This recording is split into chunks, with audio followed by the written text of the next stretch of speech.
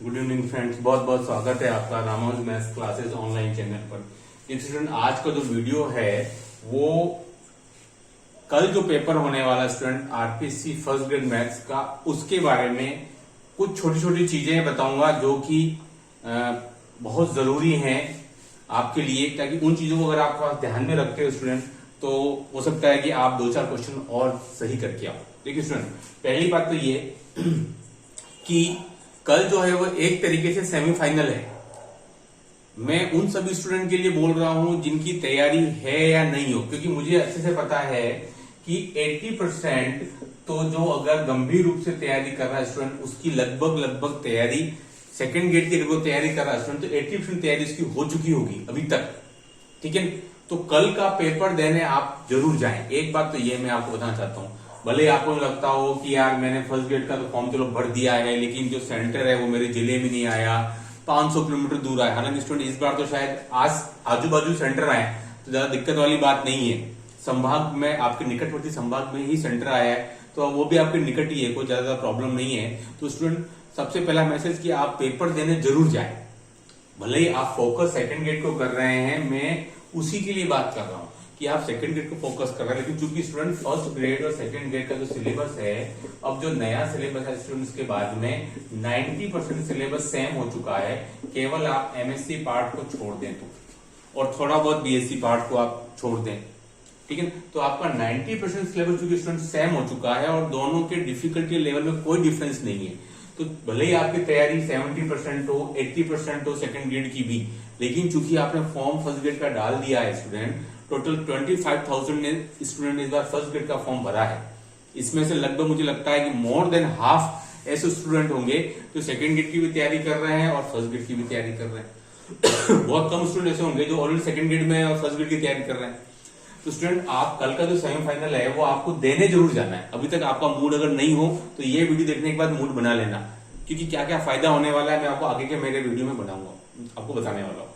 ठीक है स्टूडेंट, आपको जरूर एग्जाम देने जाना है। इससे क्या होगा कि आपको आपकी तैयारी का पता चलेगा। अब आप सोचेंगे कि सर तैयारी का पता तो हम मॉडल पेपर दे ही लेते हैं अलग अलग कोचिंग के हिसाब से, लेकिन स्टूडेंट वो सब बात सही है, लेकिन जब तक कि आप उस एनवायरमेंट में नहीं जाएंगे, वहां आप सीट पर नहीं बैठेंगे, तब तक आप उस चीज को फील नहीं कर पाएंगे, उस माहौल को। उसके लिए बहुत जरूरी स्टूडेंट कि एक बार आप देने जाए एग्जाम, आपको पता लगेगा कि आपने कहां कहां क्या क्या मिस्टेक्स किए। वो मिस्टेक्स आपको घर बैठे करने से कभी पता नहीं लगती है। घर बैठे आप कितने ही मॉक टेस्ट देते रहो, लेकिन जो आप चीज आपको वहां सीखने को मिलेगी स्टूडेंट, वो आपको घर पे सीखने को नहीं मिलेगी।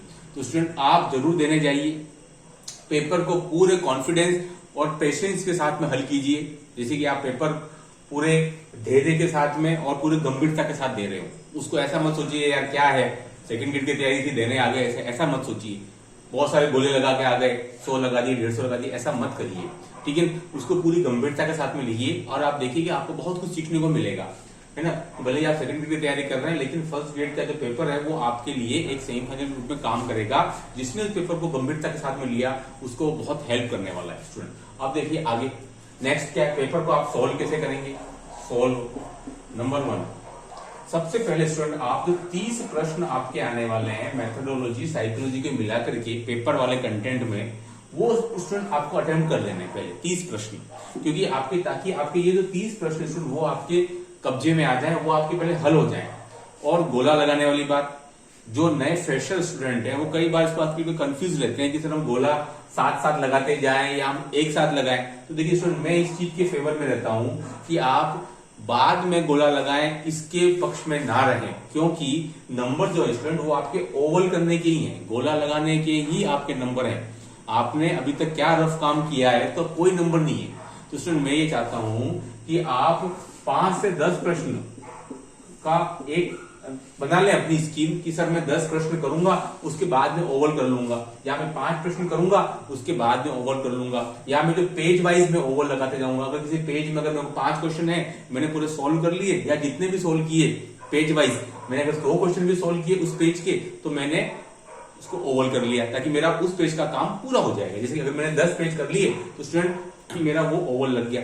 तो ये आप इसको लास्ट के 10-15 मिनट के लिए नहीं छोड़िए, क्योंकि ये कई बार बहुत ही आत्मघाती सुसाइड स्टेप साबित होता रहा है कई बार स्टूडेंट के लिए और स्पेशली फ्रेशर के लिए, क्योंकि आपका जब तक गोला नहीं लगेगा तब तक आपको कोई नंबर काउंट नहीं होगा। मान लो कि आपको 3.5 घंटे तक गोली नहीं लगाए तो मान के चलिए 3.5 घंटे तक आपके 0 ही नंबर है।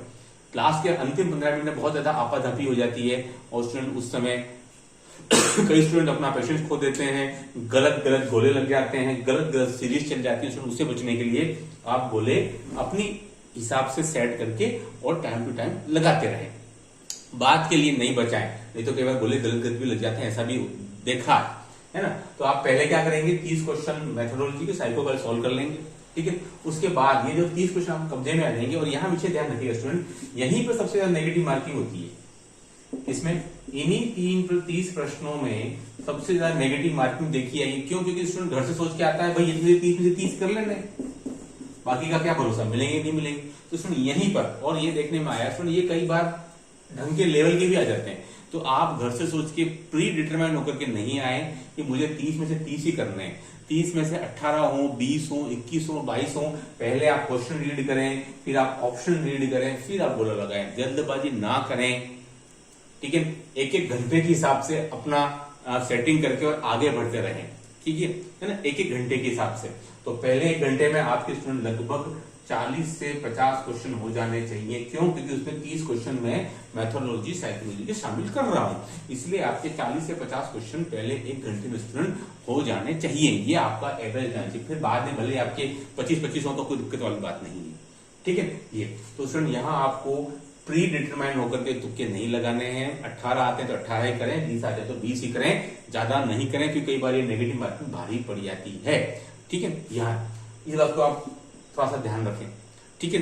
चलिए अब आगे आ जाइए, ठीक है। अब देखिए स्टूडेंट, ये तो आपने सॉल्व कर लिए 30 क्वेश्चन। उसके बाद आप अब आएंगे स्टूडेंट, आप जो है अब 11th-12th वाले क्वेश्चन पे आ जाइए, ठीक है, क्योंकि उसका लेवल वही रहता है जो आपके सेकंड ग्रेड में है। मैंने तो कभी कोई बहुत ज्यादा अंतर देखा नहीं है सेकंड ग्रेड के लेवल में। चलो भाई भाई साहब फर्स्ट ग्रेड है तो उसका लेवल थोड़ा हाई दे दें, कुछ जेई एडवांस क्वेश्चन आ जाए, ऐसा कोई बहुत ज्यादा देखने में अब तक नहीं आया है। सेकंड ग्रेड और फर्स्ट ग्रेड का लेवल अगर 2021 वाला पेपर में अगर हटा दूं, जो एक एक्सेप्शनल पेपर था फर्स्ट ग्रेड का, तो लगभग सेम ही आता है दोनों का लेवल, कठिनाई का स्तर, ठीक है। अब स्टूडेंट आप जो है अब 11th-12th वाले क्वेश्चन पे आ जाए, क्योंकि दोनों का सिलेबस 100% सेम है, सेकंड ग्रेड का और इधर। तो जो टॉपिक आपने बहुत अच्छे से किए हुए स्टूडेंट, वो आप पहले 11th के क्वेश्चन अटेम्प्ट कर लें और साथ साथ में गोले लगाते जाइए, फिर आप आ जाइए बीएससी पार्ट के अंदर। तो स्टूडेंट ऐसा करते करते आप देखेंगे कि आपको 1-1 घंटे की अगर आप अपनी तरफ से योजना बनाते हैं, प्लान बनाते हैं, तो स्टूडेंट आप देखेंगे कि आपका पेपर जो है जितना आप चाहते हैं वो आपके 15 मिनट 10 मिनट पहले लगभग खत्म हो जाएगा। लास्ट के 5 मिनट का तो पेपर आपको बचेगा ही नहीं, है ना, अगर आप बिना घबराए और धैर्य के साथ आप एग्जाम देंगे। विशेषकर देखने में आया है कि जो स्टूडेंट का सिलेक्शन नेगेटिव मार्किंग की वजह से नहीं हो पाता है, उन्होंने कितना पढ़ा नॉलेज की वजह से नहीं होता है, आपने कम पढ़ाई की इसलिए सिलेक्शन रुक गया, ऐसा नहीं होता है। नेगेटिव मार्किंग स्टूडेंट सबसे बड़ा और इंपॉर्टेंट रोल प्ले करती है। क्या होता है स्टूडेंट कि जैसे कि आपने 75 क्वेश्चन कर दिए तो वहां कई बार स्टूडेंट रुकते नहीं है, तो लास्ट का 15 मिनट बच गया, तो वहां बहुत अंतिम जो 10 मिनट होते हैं वो कई बार क्रूशियल होते हैं, उसी में कई बार 10 से 12 तुक्के लग जाते हैं, गोले लग जाते हैं, तो वही भारी पड़ते हैं स्टूडेंट। तो आपको नेगेटिव मार्किंग से बचना है, क्योंकि यही सबसे बड़ा क्रूशियल रोल प्ले करती है सिलेक्शन नहीं होने में, है ना। इस चीज को विषय ध्यान रखें जितना हो सके। अगर आप 70 से 80 क्वेश्चन के बीच मैथ्स में पहुंच रहे हैं स्टूडेंट, तो भले ही सीटें 68 हैं, वो भी आपके लिए सेफ स्कोर रहेगा। मैथ्स में 150 मैथ्स के अंदर स्टूडेंट सेफ स्कोर रहेगा मेरे ख्याल से, अगर जैसा पेपर 2021 के अलावा जैसा आता है वैसा आता रहे। और उधर जीके में अगर आपके 40% क्वेश्चन मार्क्स आ रहे हैं, है ना, मैथ्स में अगर आप 150, 160 तक पहुंच रहे हो स्टूडेंट, और उधर आपके 40% मार्क्स आ रहे हैं स्टूडेंट, तो जनरल कैटेगरी के अंदर 250 का स्कोर ठीक ठाक रहता है। 250 से 260 का थोड़ा सा हाई जा सकता है, 260 के अराउंड, है ना। तो स्टूडेंट आज की वीडियो में इतना ही, लेकिन फिर मैं आपसे अपील करता हूं कि पेपर देने जरूर जाइएगा, बहुत कुछ सीखने को मिलेगा। उसके बाद आप मुझे कमेंट करके बताइएगा, है ना, भले आपकी तैयारी अप टू 100% नहीं हो तो भी कोई बात नहीं, बहुत कुछ सीखने को मिलेगा स्टूडेंट। आज की वीडियो में do like share subscribe my channel. Okay, thanks, धन्यवाद।